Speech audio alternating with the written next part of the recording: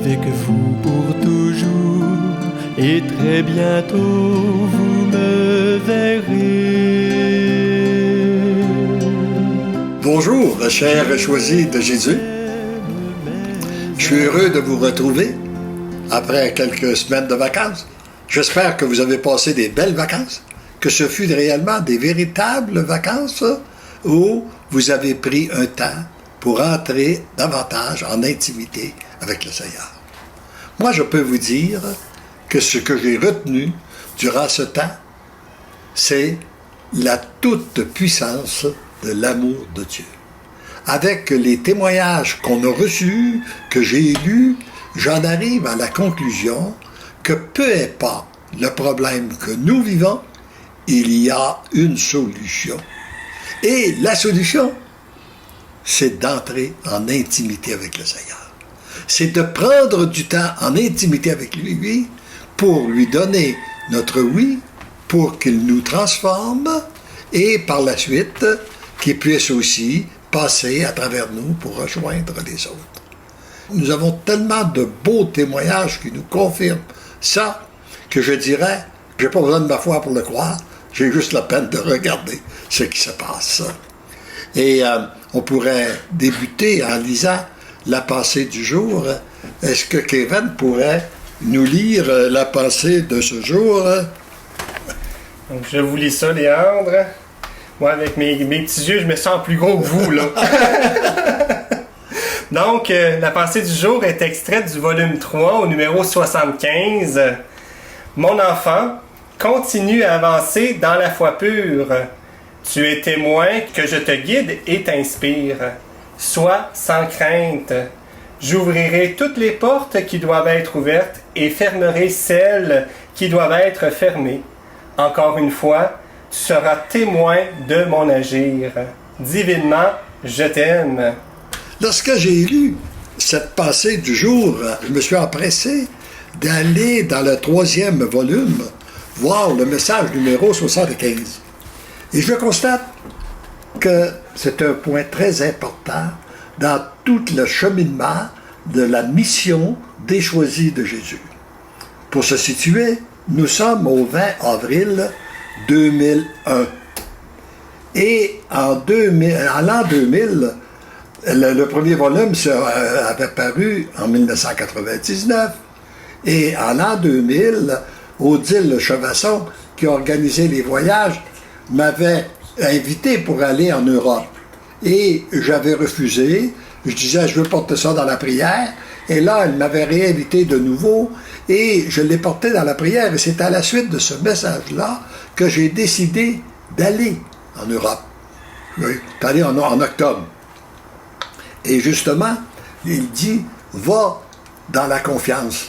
Fais-moi confiance, je t'accompagnerai. Et puis, j'ouvrirai toutes les portes qui doivent être ouvertes. Je fermerai celles qui doivent être fermées. Et tu seras témoin de mon agir. Et il dit aussi, j'accomplirai de très grandes choses. Mais toi, tu y es pour bien peu de choses. Ce que j'accepte volontiers. Et avant de quitter, parce qu'à ce moment-là, je croyais que je devais être accompagné, j'aurais voulu être accompagné d'Élisabeth, j'aurais voulu être accompagné d'un prêtre, et finalement, tout ça, les portes se sont fermées, et finalement, je suis parti seul. Et lorsque je suis parti, j'ai relu ce message-là, avant de quitter, et en disant, ben toi, tu y es pour bien peu de choses, que j'accepte volontiers, mais j'ai posé une autre question au Seigneur. J'ai dit, comment que toi, tu me vois en partant pour une mission comme ça? J'aimerais ça que tu me donnes une image de quelle façon que tu me vois. Et ce qui a monté en moi, c'est un tuyau. Un tuyau d'arrosage. Quelque chose qui n'a pas de valeur, qu'on laisse dans le jardin, mais lorsque les fleurs sont en train de dépérir ou les plantes, on s'en sert pour redonner une nouvelle vie aux plantes, aux fleurs. Or, bon, j'ai dit c'est une belle image. Maintenant, j'ai pris conscience aussi que le tuyau, par lui-même, il ne peut pas arroser personne. Je suis un tuyau, je ne suis pas capable d'arroser personne. La seule chose qui peut arroser, c'est s'il est bien branché. Alors donc, faut être branché sur le Seigneur. Il faut avoir pris du temps avec lui, dans la prière, se nourrir des sacrements et être réellement branché avec lui pour être inspiré. Et d'autre part, oui, être branché, mais après ça aussi, il faut que le tuyau soit branché, mais il faut que le robinet soit ouvert. Qu'est-ce qui ouvre le robinet? Bon, pour moi, c'est le oui. Le oui total, inconditionnel et irrévocable, qui ouvre le robinet. Puis après, bon, ben, j'ai dit oui, j'ai donné mon oui, j'ai pris du temps, je pense que je suis branché, en tout cas, j'espère être bien branché, mais là, il y a une autre chose qui peut arriver. Il peut y avoir des obstructions dans le tuyau qui empêchent, s'il y a des cailloux dans le tuyau, ça empêche l'eau de passer. Alors, quelles seraient les obstructions qui auraient en moi qui empêcheraient ton amour de passer à travers ces voyages-là? Et là, ce qui a monté, j'ai dit, donne-moi un enseignement pour savoir quelles sont les obstructions qui peuvent m'empêcher, qui pourraient empêcher ton amour de circuler. Et ce qui a monté en moi, tes attentes, tes exigences. Tu pars dans un monde qui est très près du tien, la France, puis il y avait aussi, je suis allé en Belgique, en Suisse, en Allemagne même, le premier voyage. Et puis, et là, tu as des gens qui sont près de toi, tout de même, un peuple qui est près du tien, mais avec des coutumes différentes, des façons de faire différentes, et puis bon. Alors là, je me suis dit, je vais faire une expérience avec toi, Seigneur. Aucune attente, aucune exigence. Je veux être totalement à ta pensée, avec toi. Et je ne sais pas, je connais pas les gens qui vont m'accueillir, mais je te fais confiance. Déjà, je les accueille. Et puis moi, je pars avec l'idée que je vais aller là où ils vont me conduire. Je vais dormir là où ils voudront que je dorme. Je mangerai ce qu'ils m'apporteront sur la table, quand ils l'apporteront.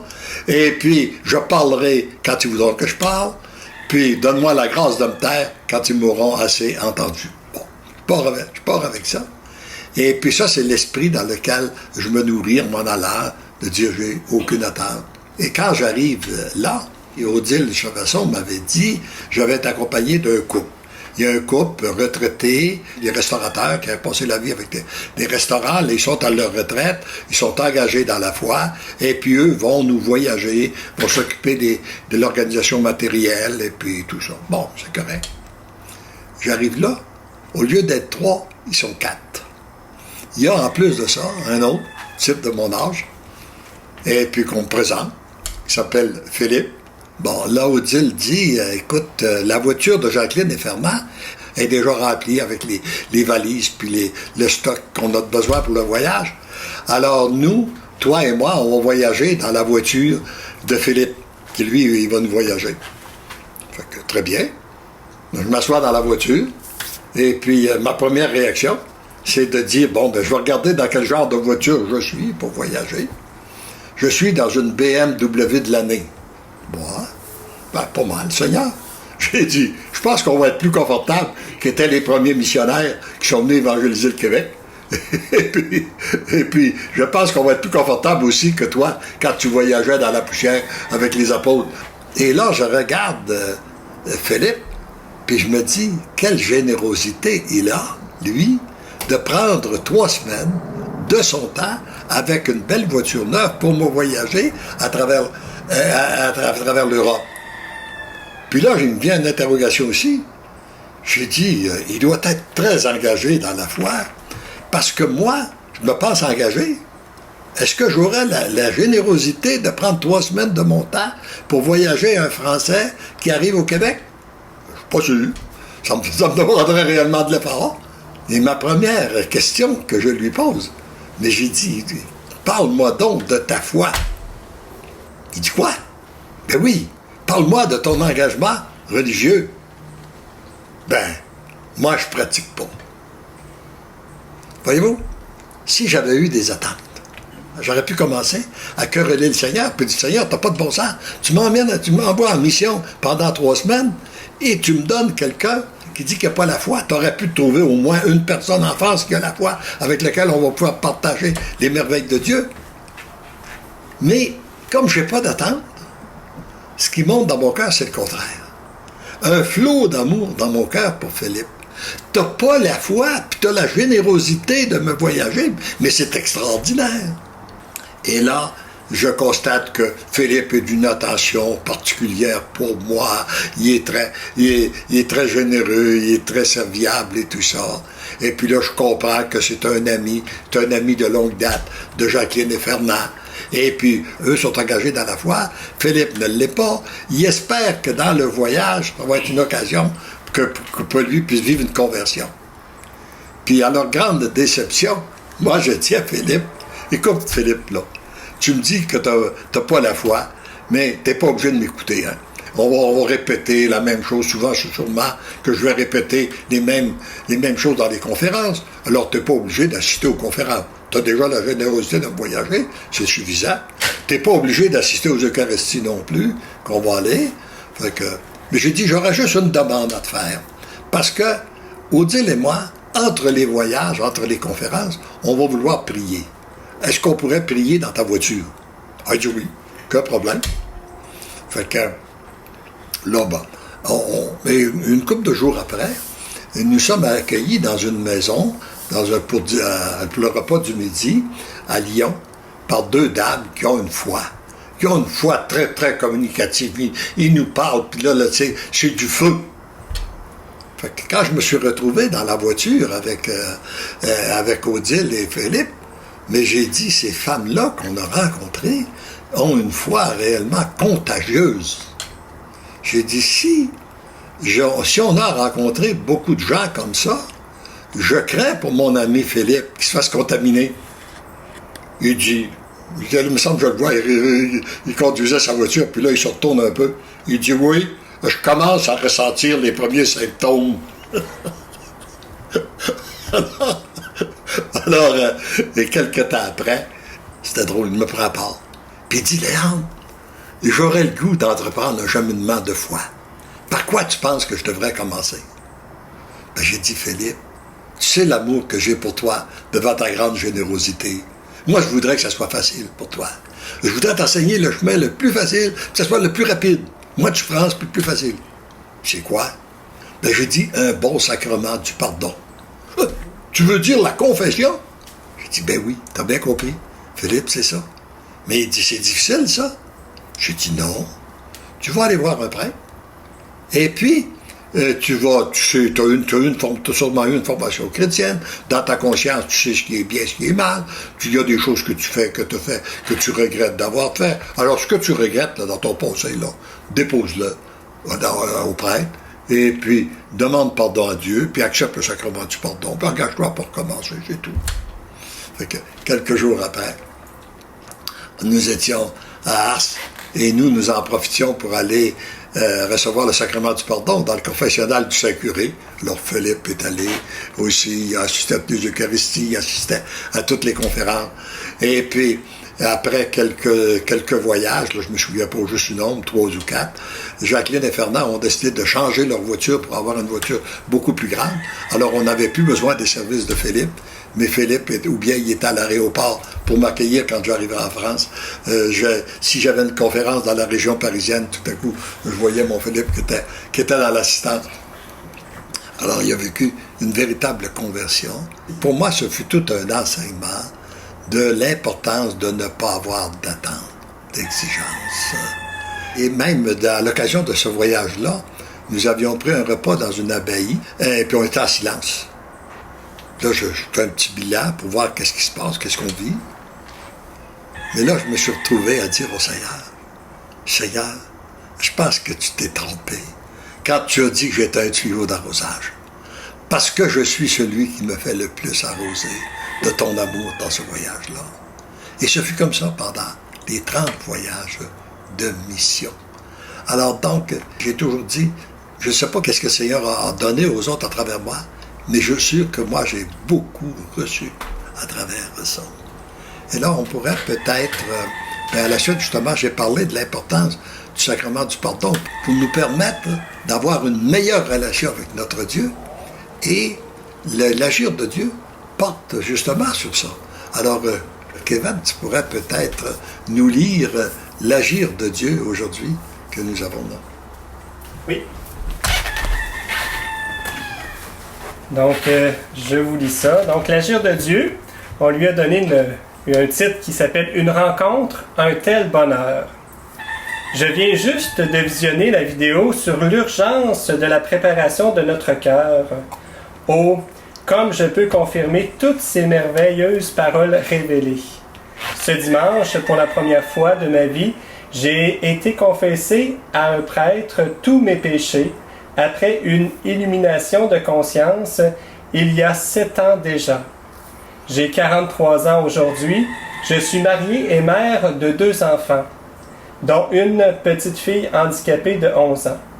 Je peux vous dire qu'à la suite de cette confession, mon cœur est allégé et tout l'amour de Jésus, notre Sauveur, m'a inondé de joie et d'une jubilation impensable. Je n'ai jamais connu un tel bonheur et pourtant, j'ai absolument tout pour être heureuse. J'ai encore tout à connaître. Je viens de vivre la rencontre. Après viendra ma transformation que je ressens déjà au plus profond de mon âme. Jésus adoucit déjà mon caractère, l'orgueil disparaît et pourrait bientôt servir Dieu comme lui le veut, et non comme moi je le pense. Quel changement déjà dans mon cœur.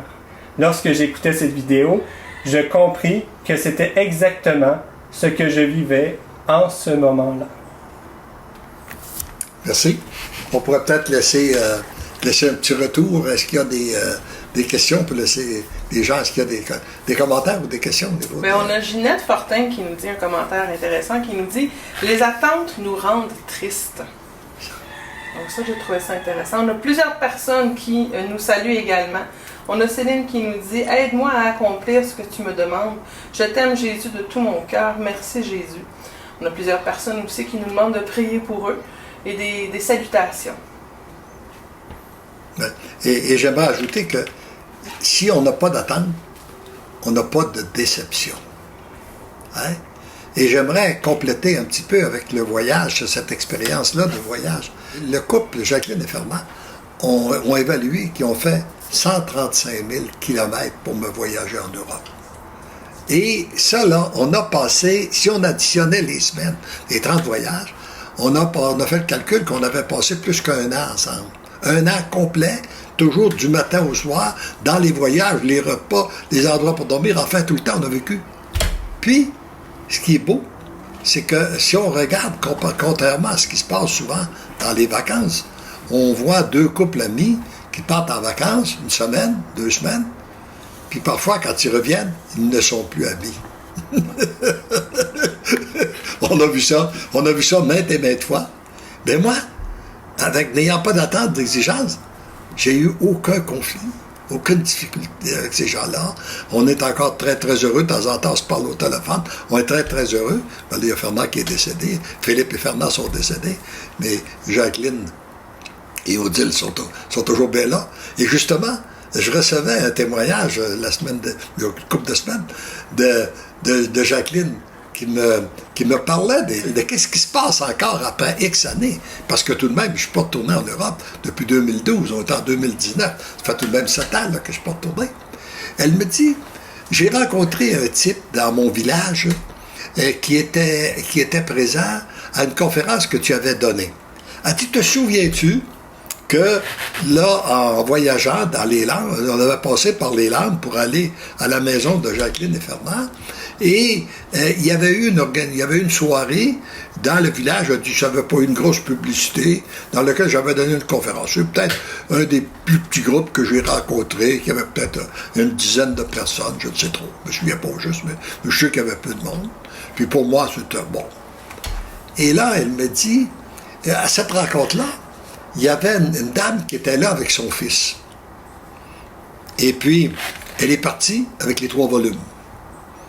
On n'a jamais entendu parler. Elle a lu les 3 volumes, par exemple, là, puis c'était une femme qui ne parlait pas beaucoup. Elle n'a rien dit. Après son décès, son fils a fait le ménage dans les volumes, tout ça.